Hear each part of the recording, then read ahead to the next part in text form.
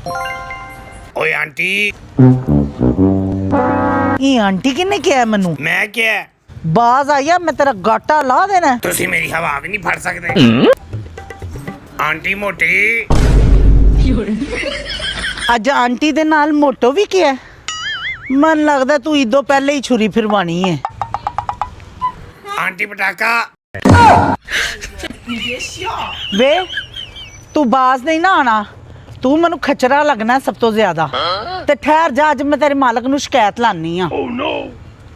आपा इन्ने गुस्से ना किथे चले हो? चंगा हो गया तू मैनू मिल गया पहले ते मैनू ए दस है बकरे किदे ने ए बकरे ते अली दे ने क्यों की होया? कुछ नहीं बस अली नाल काम में कोई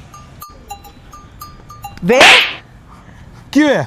ए बकरे बाहर बन के ते लोकां नू छिड़वाना है मेरे बकरियां ने तानू की कहता है? वे तेरे बकरे ने की नहीं किया मैनू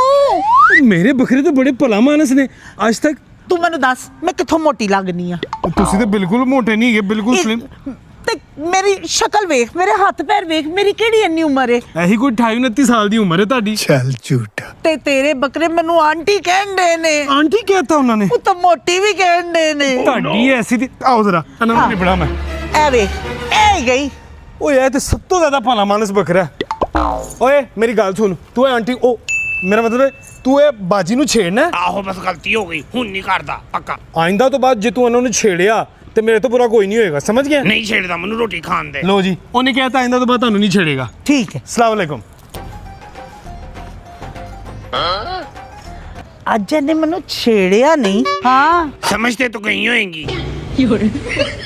पर मरवे दफाओ सही कहंदे ने जानवर जानवर ही हुंदा है